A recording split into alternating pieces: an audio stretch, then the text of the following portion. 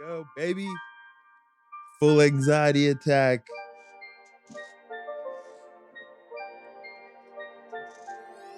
Boom. Full anxiety attack. Full anxiety attack. Physiological anxiety. Neurological anxiety. A mental illness. Shout out to Grippy Socks. Shout out to Grippy Socks. Shout out Psych Wards. Shout out Four Winds. Sharp Mesa Vista. All the institutions your boy is in. Shout out to Jamaica General Hospital. Been in a psych ward there. Shout out to all the psych wards, all the beautiful psych wards all across the beautiful country. Shout out. Be grateful, bitch. That's the first thing I wrote today. Be fucking grateful. Someone asked me, how do you stay inspired about life? And just be fucking grateful. Be grateful for everything. Like I said, came here, duffel bag, needles popping out of my book bag, duffel bag and a book bag. And now look at what we have here. Be grateful, you fucking bitch. Sing, bitch. The Vinny Paz does that on this song. Sing, bitch. I love it. But yeah, it made me think of my own. Be grateful, bitch. You know what I mean? You know, like, and if you've had a really perfect life, then it's hard to stay grateful. And I understand that. But if you find you're discontent, it's probably because you're not in gratitude. So be grateful. 2020 has been the best year of my life. And I'm not saying that as fuckery. I'm saying that as like, this year has been the best year of my life. And I'll walk you through as to why. So first, the start of the year. Well, the start of the year was a regular year. But by March, quarantine started and pandemic started, which I didn't take seriously. People told me it was like, you know, so-and-so. And I was like, it's going to pass. Everything's going to be fine. And then here we are 7 months later, whatever it is. 8 months later, whatever. But why this year was the best year of my life? I theme every single year, and I've done that the past couple years. 2 years ago, it was spiritual growth. It was spiritual boot camp, because I was told that if I didn't enrich my spiritual life, I would never have a life worth living. So I meditated every day, sometimes twice a day. I went to church 4 days a week. I went Wednesday, Friday, Saturday, and Sunday. And I'm not a Christian. I'm just open fucking minded. And that was the last podcast we did. That was the point.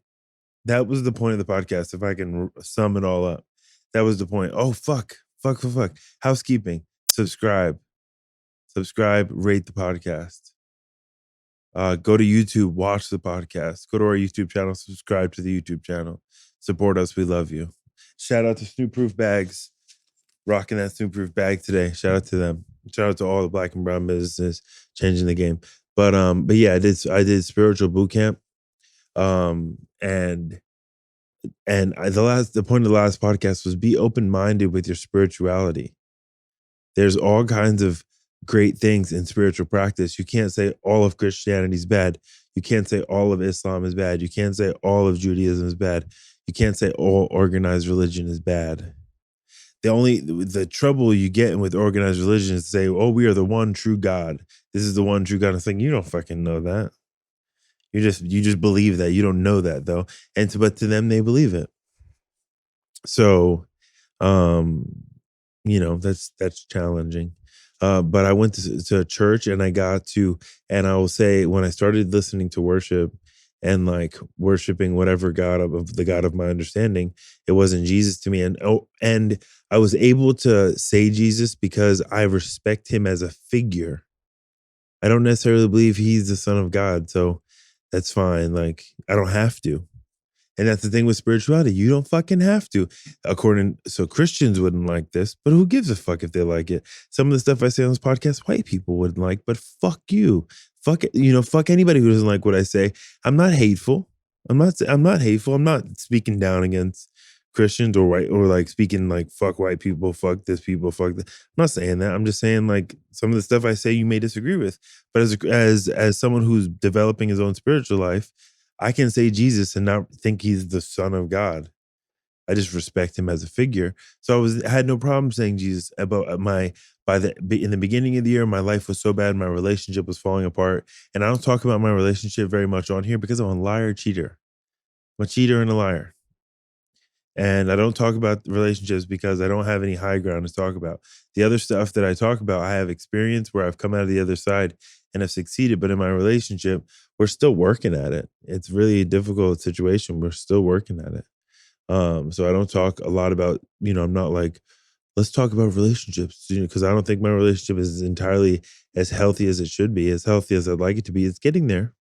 It's getting there. Definitely, we do couples therapy and we communicate and we make the choice to build a sex life. And if we're not having sex, there's no judgment on us not having sex. We're raising kids. Sometimes I can do a little more. Sometimes she could be a little kinder.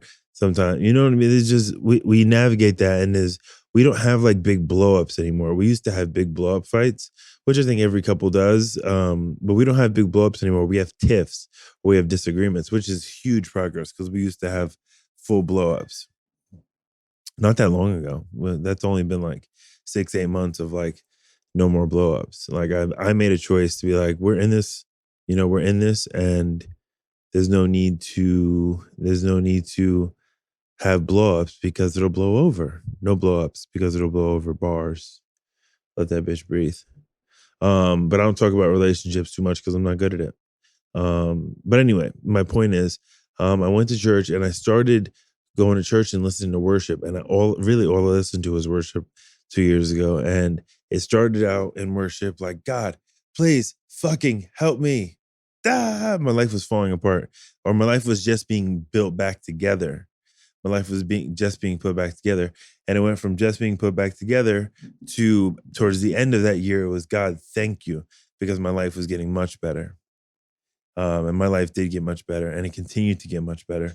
And I did a vision board. And the way I do vision boards is not things that I want in my life. The way I do vision boards are themes, words that theme the year: growth, mindfulness. Like I have 2 vision boards that are up, and I frame them and put them up, and we collect them. And we're gonna I'm doing one very soon, and we're gonna get into that in a little bit. But this year was the best year of my life because I themed this year emotional health. I themed this year emotional health because being bipolar, I have never been emotionally healthy in my whole entire life. Never once. Never once. And part of that is not my fault. I have, as we did with Dr. Carly, I have a genetic predisposition having a hard time managing serotonin and dopamine. So that is just in my DNA, that is challenging. And then, exacerbated by a decade of drug use, hard drug use, not just smoking weed, but like abusive, illicit drug use, every day, never failed, as well as brain trauma between football and physical violence. So there's lots of factors that go into that. I went to a neuropsych, and they just said, hey man, you don't have any brain damage. I have something called a decoding issue. So it makes math very hard for me, and it makes like building things like reading directions, envisioning a finished project, and then building it. That makes it very hard for me. Like IKEA furniture, and I get very frustrated. And they put you through exercises that test your decoding ability neurologically, and I'm not good at that. But besides that, they were like, "You're just crazy, fool." They're like, "Your IQ is normal, and you're just crazy." I thought my IQ was low, and I thought that I had mad brain damage because my mind was so fucked up. I come to find out I'm just mentally ill. So this year, I themed the year emotional health.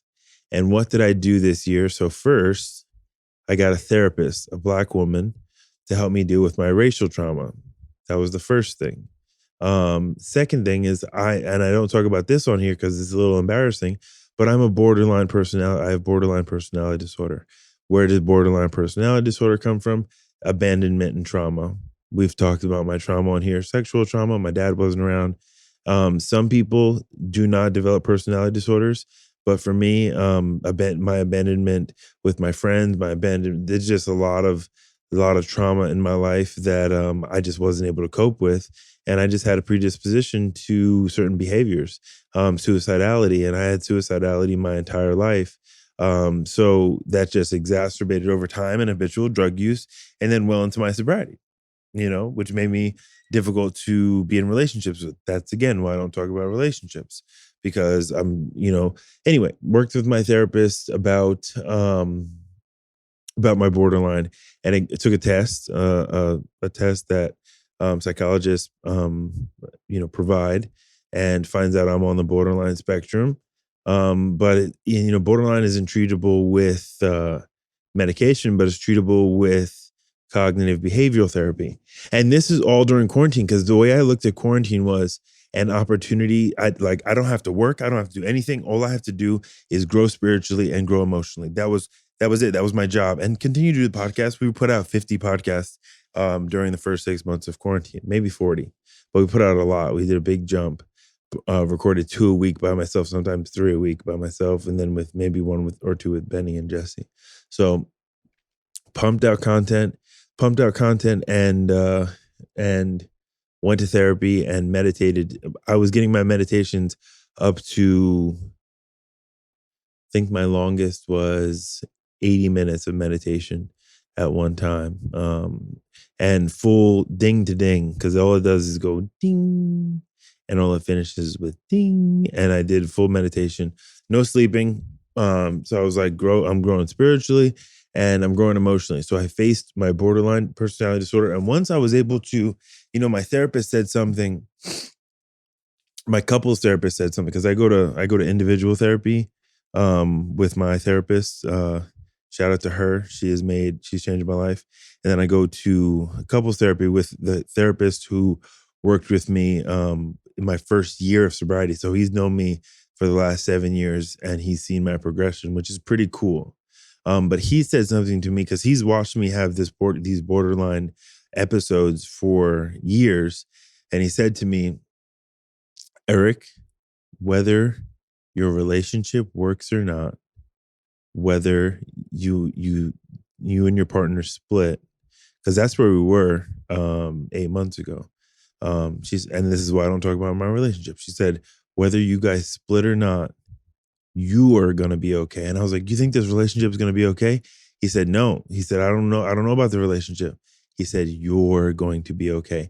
And for me, and when relationships ended, my life would end. That's how codependent I was. It would feel like I was setting on fire. That's why I've never had a healthy breakup. This is why I don't talk about relationships. This is why I talk about being toxic, because I've never had a healthy breakup. I have never had a healthy relationship ever in my entire life, ever. And it's usually me. It's not the other person.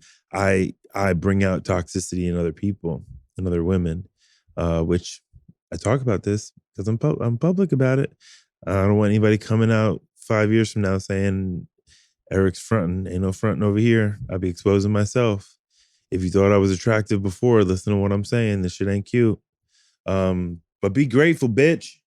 But when he said that like there's certain things that people say that are transformative. I also reevaluated my sex addiction. My individual therapist works very specifically with sex addicts, and working with her has been great. I have covenant eyes and blocks on my phone, so I don't watch porn, Pornhub, X videos, I don't watch porn. So there was that, because I had a porn addiction, and my porn addiction led to me physically acting out. Over the years, I've noticed that pattern, and that stopped. The cheating stopped 2.5 years, almost going on 3 years now. The cheating stopped, but the porn continued. And then my partner, found out about some of this stuff. And then I also, and I'm going to expose myself, the porn I was watching was getting darker and darker. Not darker, but it was getting more obscure, and it was breaking my value system. And I addressed that, and I addressed where that came from in my in my life, like the encoding that goes on, and like the things that are planted early in life.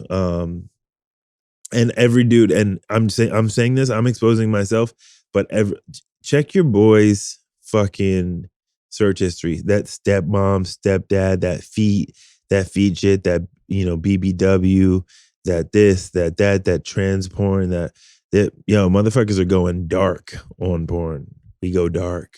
And that's, it doesn't necessarily reflect your actual sex life. It's a fantasy. And men, so here's the thing with porn, is you push a threshold. If you watch porn regularly, this big booty white girl works for a period of time. Then it goes to this, then it goes to that, then it goes, for me, it wasn't into like anal gaping and shit like that. But then it goes to prolapse anuses, then it goes to this, and then before you know it, doesn't work anymore. And that's why there's so much erectile dysfunction in men, because they've pushed the threshold that regular sex doesn't work. I feel bad for young kids. I lived a life without porn and and was able to just have regular sex. But young kids, there's kids who are watching porn at 6 years old. Not my son. My son's got all the blockers. I'm sure he's Googled boobs or something. Like, I don't give a fuck. Like, Google boobs. I'm sure you're curious about boobs, and I've talked to him a little bit about sex. He gets very uncomfortable. But what I said to him is, I said, hey, buddy, this sex conversation seems weird, but you're going to spend most of your life. When I say most of your life, I mean from 13 until you die thinking about women. So it's only weird now, but for the rest of your life, you're going to be thinking, how can I get someone to touch my dick? Even as an old man, you're going to think, how can I get someone to touch my dick? So it seems weird. And that's the way I approach, like, I'm going to approach sex ed with my kids, is like, hey, you're going to spend so much of your life thinking about this. Let's just have the conversation. No shame around it. No shame around it. Just don't get anybody pregnant in your teenage years. Live a successful life, a young life, have all the advantages of life, have all the freedom in life. And when you're ready to have kids, wear a condom, or make sure everybody's on birth control. That's my only advice. But bust nuts, my baby. Go ahead, because I know you're gonna do it anyway. They're gonna do it anyway. So you don't want to create. I don't want what was created for me created for them. So I'm not gonna be over sexualized with them. Like, I'm not gonna like show them anything crazy, because there's parents who do that, who like show their kids sex toys and shit. It's like, whoa, take it easy, bitch. But what I'm going to do is just have a very open dialogue about it. And if he has questions about their privates and their puberty, then let's have the conversation. Don't have the conversation with your mom, because she's not going to describe it. She's a little more conservative than I am as well. She grew up like, even though her situation's funny, but she grew up like, don't have sex ever. And she ended up having sex at 15 and having a baby. So that's not really a great example. We just don't want that to happen again with our kid. But yeah. So that's, I addressed a lot of my emotional, I really unearthed some emotional baggage.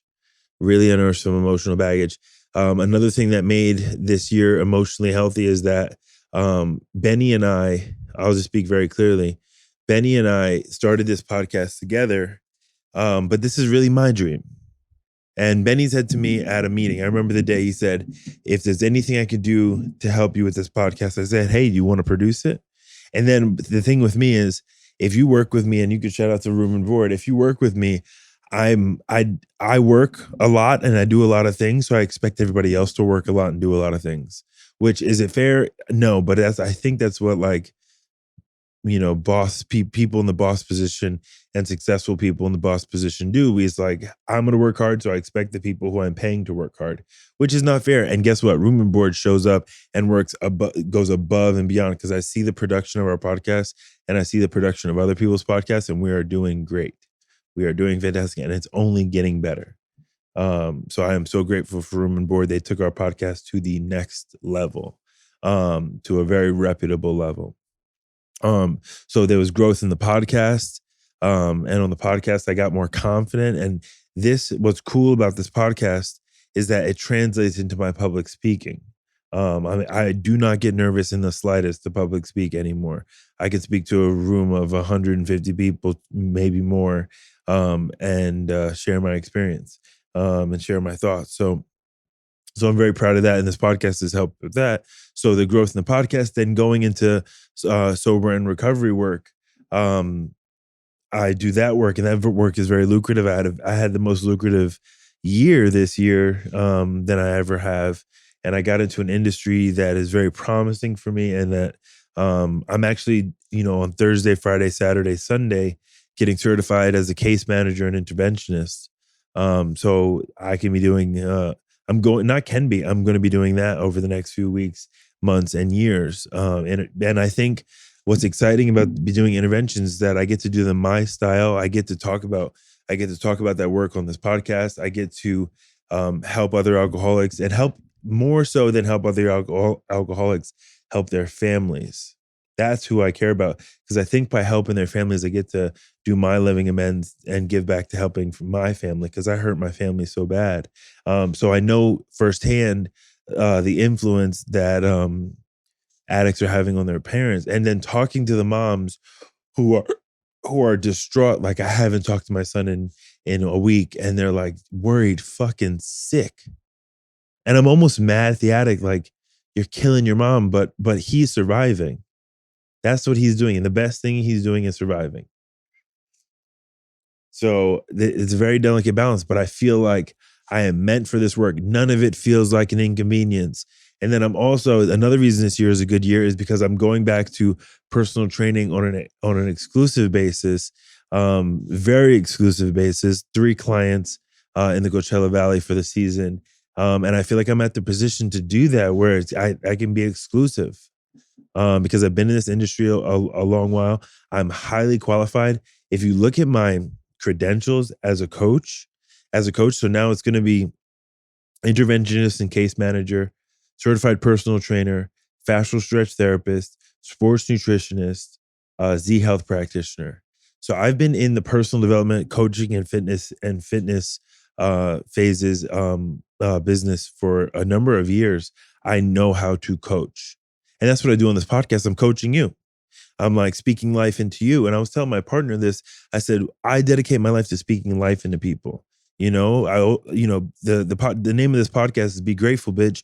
But like, I'm speaking life into people. And in the people in recovery, I speak life into people. I tell them you can do it. I tell them you're going to stay sober. That's my mission. And I've been a coach, and it's become part of who I am. The shit I say here is the shit I say everywhere else. I'm not fronting. Ain't no fronts over here, dog. Let that bitch breathe.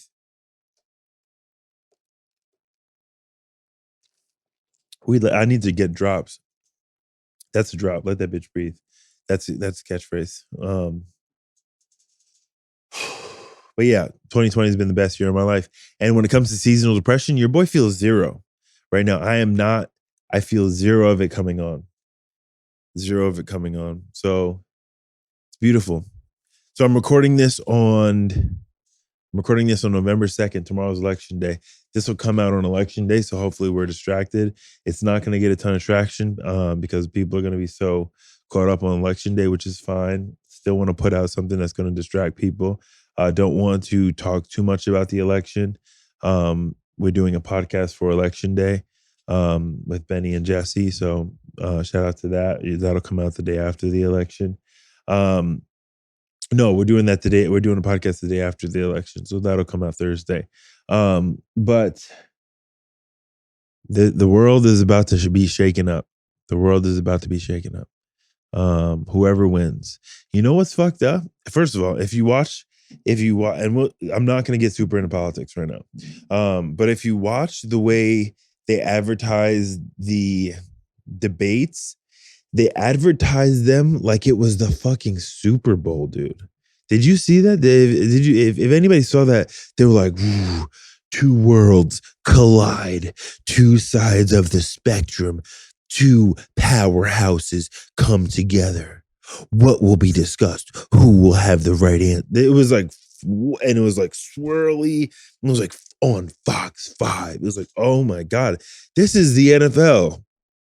Dude, the fact that that is our political structure, it's a game. This is a joke. This is an absolute joke. I want John McCain and Barack Obama. That's the corporatist. That's like corporatist government. That's globalism. That's like boom, boom, boom. But I want a statesman, you fucks. I want a statesman or stateswoman. I want a stateswoman. Jeez Louise, I don't want this bullshit anymore. Fuck, I don't want it. And this is not the world I want my kids to grow up in. And last thing I'm going to say is, do you know what's going to happen when Donald Trump wins? Because that's my prediction. Donald Trump's going to win, whether I want him to or not. People are going to go, woo, like they just scored a fucking touchdown. That is the most. So Donald Trump did a lot of bad, a lot of chaos, some good. But the worst thing that happened from a Donald Trump presidency is that it put neighbor against neighbor. Someone said to me, I lost a 7-year friendship because of my political beliefs. You just proved a point. That is the fucking impact that this man has had on our political structure. You can't even talk to your family. This is fucking America. This is team fucking America, you fucks. We are on the same team. My dad would be saving a woman's life, and she would say, get your hands off me, nigger. Don't touch me. Motherfucker, he's saving your life. You say dumb libs. That's your next door neighbor. This is all I'm saying. That's it. I'm done. We're going to be talking about politics plenty with Benny and Jesse. Really, we're going to check in with them. But anyway, 2020 has been the best year of my life, but I have not arrived. And that's another thing I gathered from last week's podcast is what Dr. The Reverend spoke about last week in that article. He said, you have not arrived. And that's one thing he learned from Buddhism and from the Buddha is it's the journey of enlightenment, the journey of mental liberation. It's the journey of, just because 2020 was the best year of my life, I'm still on the journey of enlightenment. I'm still on the journey of self-discovery. I'm still on the journey of wisdom. I'm still on the journey. You have not arrived, bitch. You ain't here, bitch. You got 100,000 followers. You ain't here. You ain't arrived. Keep working. Keep working. And I need to remember that 2020 was the best year of my life, but 2021 is going to be even better. I haven't arrived. Have not arrived. I'm still on this walk. I'm still on this trudge. How we doing on time? I'm still on this walk. Beautiful. I'm still on this walk, and you have not arrived, motherfucker. I have not arrived. And that was what I felt when I used. You hear people say that was that was the ticket. I arrived. I was finally here. Nah, bitch. You ain't arrived. And when my spiritual walk, I have never made it. I've grown, but I've never made it. In 12 step, it talks about we are dedicated to progress. Dedicated to progress. And that's what I am today. I'm dedicated to progress. So I have not arrived. And I want to tell you that. Dedicate yourself to progress. You have not arrived, my friend. On your spiritual journey, on your professional journey, in your relationship. That's the thing. That's one thing that I think we do right in our relationship. We've never just said, fuck it, we have arrived. No, it's always, what can we do better? How can we communicate better?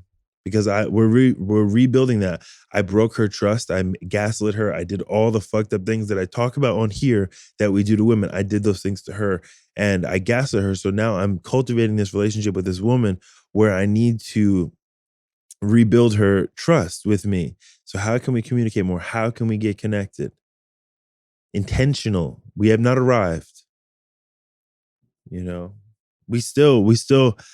I am very adamant on asking her sisters, paying her sisters to watch the kids, and paying her sisters to watch the kids and hanging out with her, doing something. Very committed to that. You know, even if we don't talk about anything, we don't always need to talk about something. Sometimes we just need to kick it and have a good meal. But the last thing I want to talk about is what I'm doing. And I wanted to wait till the new year to do my vision board, but it's interesting. This word, just based off this word, you don't have to wait until the New Year's to do your vision board. You could theme the last few months based off of this word. Abundance is next year's theme, and the end of this year's theme, abundance. And some people, when they say abundance, they say, I'm gonna make $200,000 next year, or money. I'm not thinking just money. First, but one thing that I want to buy a house by the end of next year. My goal this year was to get out of credit card debt by the time out December 31st. And I will be out of credit card debt. And I already am out of credit card debt. My credit score has gone up 100 points in the last year. And I am out of credit card debt, personal credit card debt. I have business credit card debt, but that's normal. But I'm out of personal credit card debt. I'm zeroed the fuck out. And I wanted that to be the case by December 31st, out of all credit programs, because I worked a credit program with Michael Dunn, credit repair program. I'm learning how to manage credit. I've learned this, and that's what we're going to teach our kids this from a young age. I think when they start junior high school, we're going to have them do kids financial management, and pay an individual tutor to teach them financial management, because it's so fucking stupid that our kids don't know how to pay taxes. You don't learn how to pay taxes until you fuck them up. You don't learn how to manage your credit card until you fuck it up. So fucking crazy. But yeah, this year is about abundance. And I do want to buy a house by 2022. It'll be our second home. We have our home in the Coachella Valley, which we're renovating in the next couple months. And we're doing great with that house. We're making it a home. We're building a gym in the backyard. We're evening out setting up the backyard and building things. We're doing it. We're doing home ownership. But then I want to buy a second house in San Diego, in Barrio Logan, Southeast San Diego, Black neighborhood, or a condo, I'm okay with a condo, but something to rent out during the winter months, and something to live in the summer months. So we'll have 2 properties under the age of 35. Abundance. So there's that. Another place where I want to be abundant in my professional life, I want to, by next year, only podcasting and interventions and public speaking. That's all I want to do. That's what I want my career to be. Very few coaching clients. I want to coach coaches by then.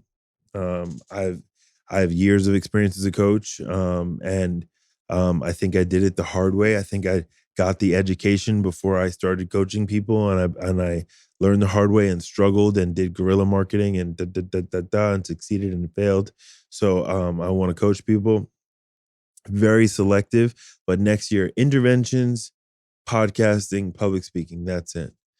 So that's professionally, but really personally, I want an abundance of friendships, male friendships.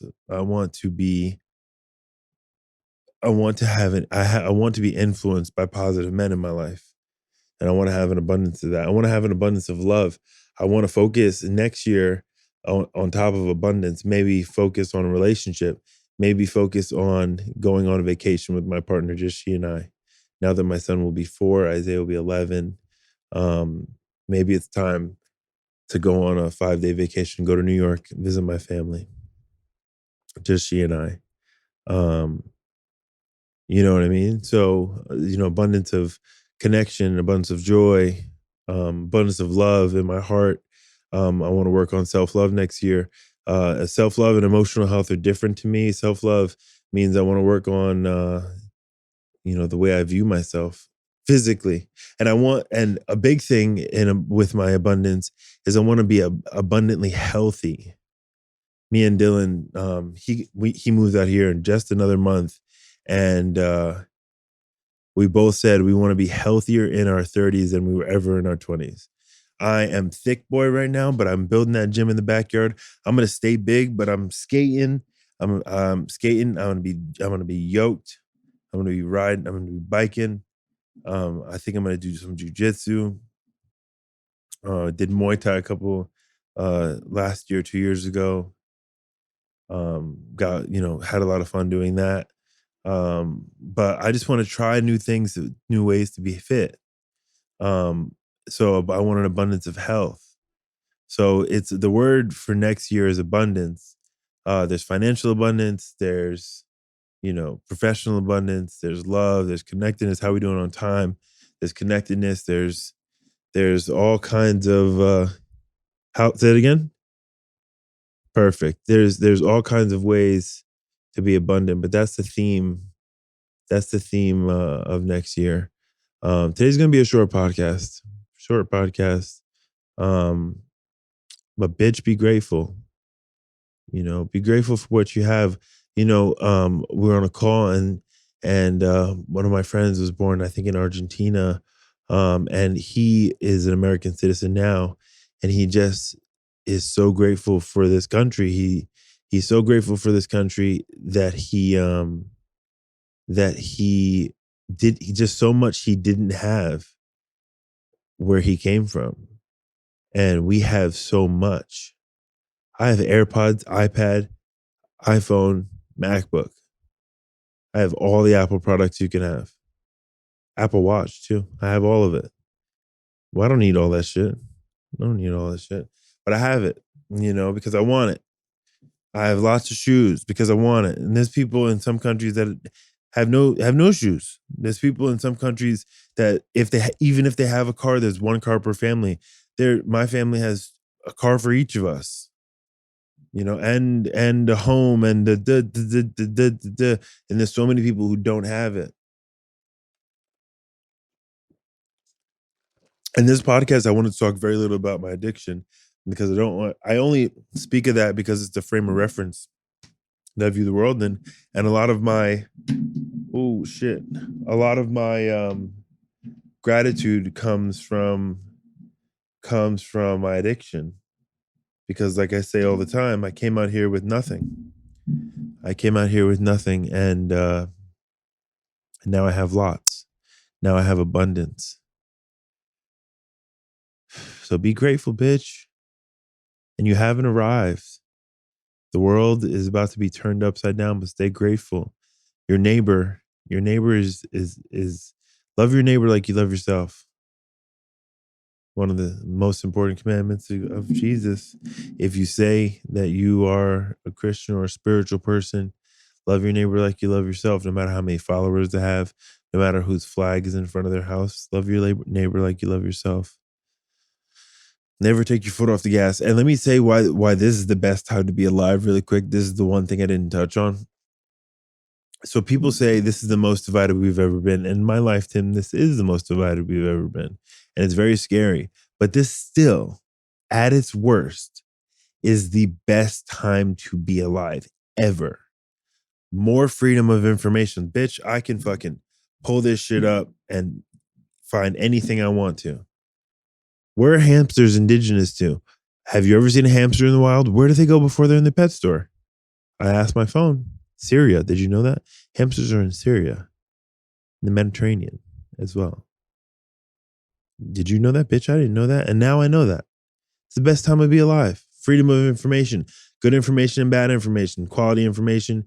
quality journalism, bad journalism, podcasts, creativity. You can create, and like we're doing, we can create and throw it on the internet. Free to do it. Free to say whatever we want. It's the best time to be alive. Best time to be alive, especially if you're a black man. No matter how fucked up things are, there's never been a better time to be black. Never been a better time to be black. You know, never. So despite, don't forget that.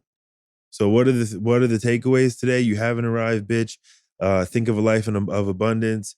This is the best year of my life. The world is about to end, but these are your fucking neighbors. Love your neighbor like you love yourself. And this is the best fucking time to be alive. Be grateful, bitch. We're out of here. Let that bitch breathe. We out. Boom.